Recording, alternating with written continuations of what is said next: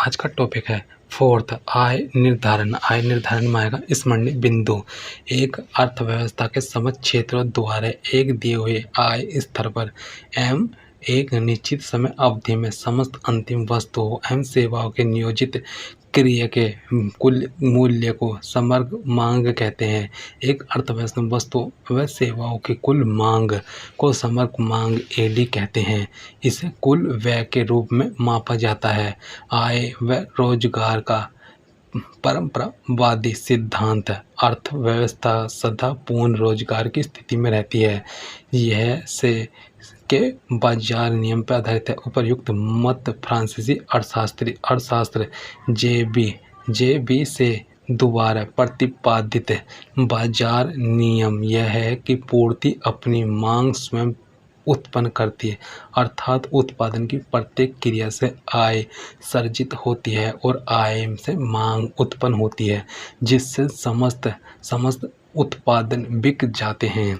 लोचशील कीमत, लोचशील ब्याज दर, लोचशील मजदूरी के कारण अर्थव्यवस्था में पूर्ण रोजगार संतुलन की अवस्था स्वतः स्थापित हो जाती है।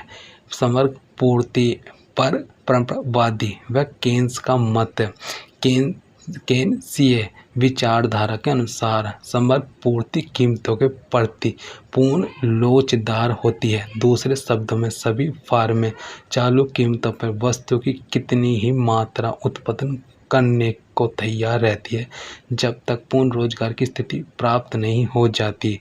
फलस्वरूप केन्सीय समग्र पूर्ति वक्र रोजगार की स्थिति उत्पन्न वो प्राप्त होने से पहले पूर्ण लोचदार होता है, जिसका कारण ये दो मान्यताएं हैं। मजदूरी कीमत कठोरता, श्रम की स्थिर सीमांत उत्पादिता मान्यता। समग्र मांग का अर्थ एम घटक।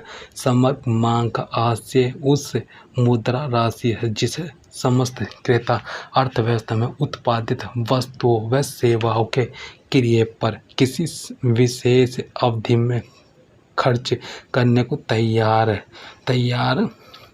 जहाँ सी निजी उपभोग मांग। आय बराबर था निजी निवेश मांग। जी बराबर सरकारी व्यय। एक्स माइनस एम शुद्ध बराबर है शुद्ध निर्यात।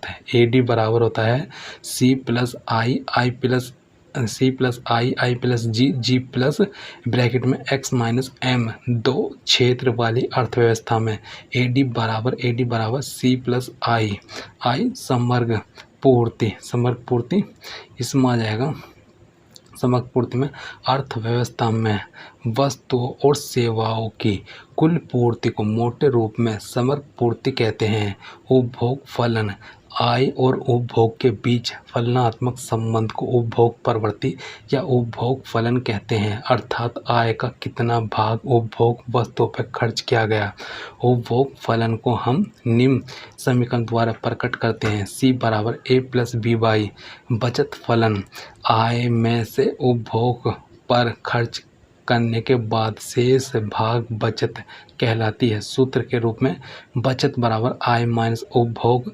आय और बचत में फलनात्मक संबंध को बचत प्रवृत्ति या बचत फलन कहते हैं। सूत्र रूप में एस बराबर एफ वाई, जहाँ एस बचत वाई आय, एफ फलनात्मक संबंध, बचत फलन का सामान्य समीकरण। एस बराबर माइनस का capital S bar plus M P S dot Y फिर इसमें आएगा औसत उपभोग प्रवृत्ति। औसत उपभोग प्रवृत्ति एपीसी समग्र उपभोग और समग्र आय के अनुपात की औसत उपभोग प्रवृत्ति कहते हैं। यह कुल आय का वह भाग है जो उपभोग पर खर्च किया जाता है। समीकरण के रूप में ए पी सी बराबर सी बटे वाई। ए पी सी के संबंध में महत्वपूर्ण बिंदु। फर्स्ट है ए पी सी इकाई से अधिक रहता है जब तक उपभोग राष्ट्रीय आय से अधिक होता है। सम विच्छेद बिंदु से पहले A P C greater than 1। A P C बराबर 1 सम विच्छेद बिंदु पर यह इकाई के बराबर होता है। जब उपभोग और आय बराबर होता है, C बराबर Y, आय बढ़ने के कारण APC लगातार घटती है। APC कभी भी शून्य नहीं हो सकती क्योंकि आय के शून्य स्तर पर स्वयं उपभोग होता है। सीमांत उपभोग प्रवृत्ति MPC आय परिवर्तन के कारण उपभोग परिवर्तन के अनुपात को सीमांत उपभोग प्रवृत्ति MPC कहते हैं। MPC बराबर डेल्टा C बटे डेल्टा Y। MPC का मान शून्य तथा एक बचत के बीच में रहता है, लेकिन यदि संपूर्ण अतिरिक्त आय उपभोग हो जाती है तब डेल्टा C बराबर डेल्टा Y अतः MPC बराबर 1 है। इसी प्रकार यदि संपूर्ण अतिरिक्त आय की बचत कर ली जाती है तो डेल्टा C बराबर 0, अतः MPC बराबर 0। औसत बचत प्रवृत्ति यह APC फिर इसमें आ जाएगा कुल बचत और कुल आय का अनुपात औसत बचत प्रवृत्ति APS कहलाती है। कुल बचत S को कुल आय Y से भाग करने पर APS ज्ञात किया जाता है। सूत्र रूप में APS बराबर S बटे Y। औसत बचत प्रवृत्ति APS की विशेषताएं।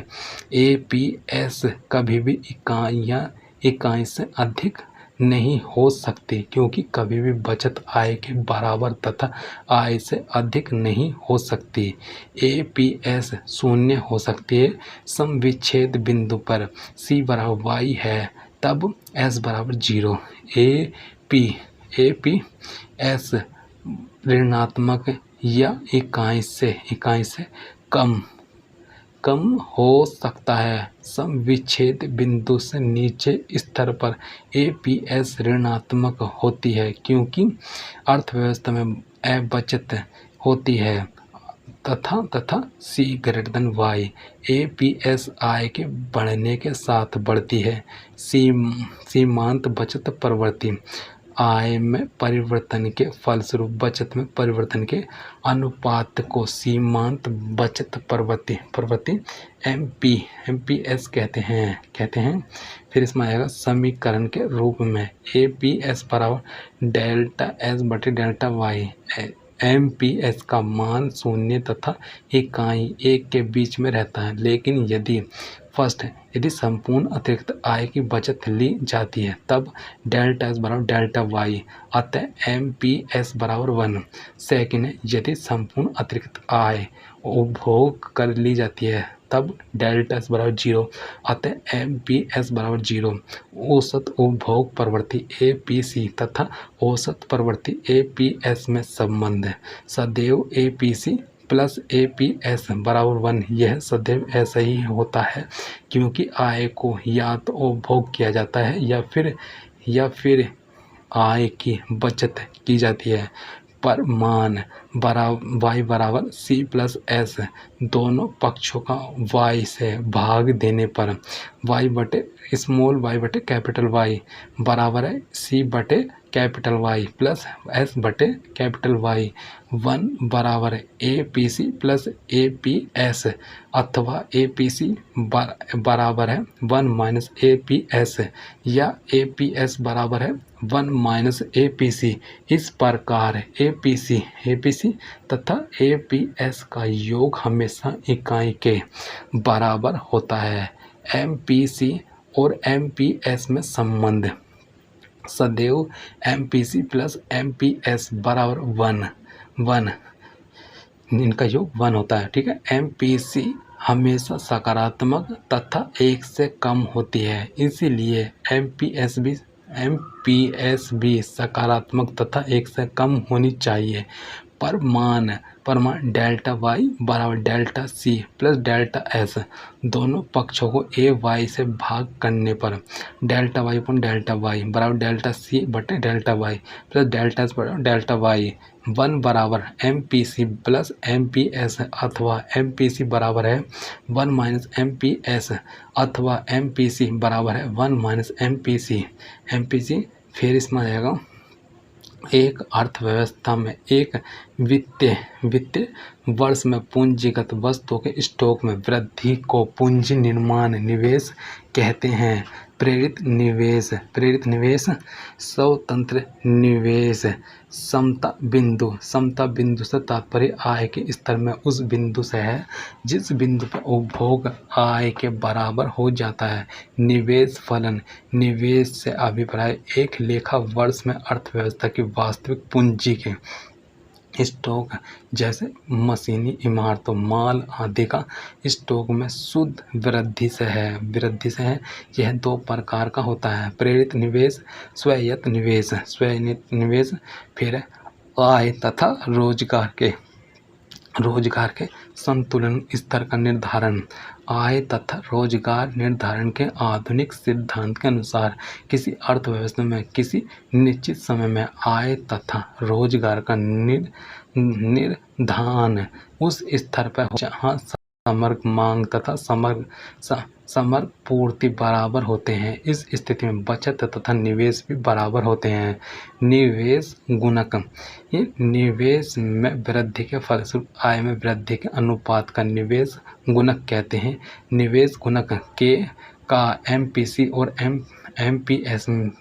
MPS से संबंध के बराबर 1/1 माइनस MPC बराबर बटे में है MPS गुणक के और MPC में संबंध है, में सीधा संबंध है, अर्थात MPC बढ़ने पर गुणक बढ़ता है और MPC घटने पर गुणक भी घटता है। गुणक के और MPS में विपरीत संबंध है, अर्थात MPS बढ़ने से गुणक कम हो जाता है और MPS गिरने से गुणक बढ़ जाता है। अब स्थिति अंतराल और इसका माप। फिर किसी अर्थव्यवस्था में पूर्ण रोजगार की स्थिति को बनाए रखने के लिए जितनी समग्र मांग की आवश्यकता होती है, यदि समग्र मांग उससे कम हो तो इन दोनों के अंतर को अस्थैतिक अंतराल कहा जाता है। ऐसी स्थिति में अर्थव्यवस्था में अनिच्छिक बेरोजगारी पाई जाती है। फिर है अधिक मांग से अभिप्राय उस स्थिति से है जिसमें समग्र मांग अर्थव्यवस्था में पूर्ण रोजगार स्तर के अनुरूप समग्र पूर्ति से अधिक होती है। अधिक मांग को ठीक करने के उपाय: राजकोषीय नीति या बजट घाटे में कमी, आय नीति, व्यय नीति, सार्वजनिक ऋण, घाटे के वित्त की व्यवस्था, मौद्रिक नीति। मात्रा उपाय: बैंक दर में आएगा। फिर खुले बाजार की क्रियाएं, फिर नकद रिजर्व अनुपात, सावधानिक तरल अनुपात, गुणात्मक उपाय, सीमांत आवश्यकताएं, नैतिक दबाव, न्यू अप्रभावी मांग को ठीक करने के उपाय।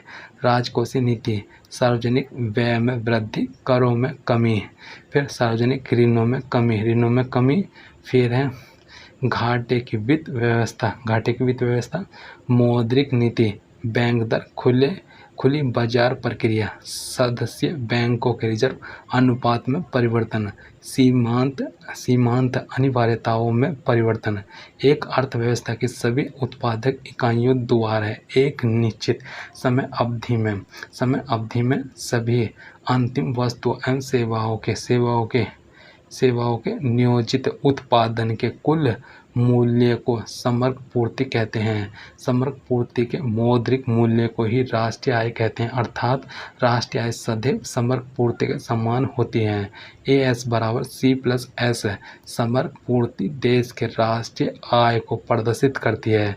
AS बराबर Y राष्ट्रीय आय, उपभोग फलन आय Y और उपभोग C के बीच फलनात्मक संबंध को दर्शाता है।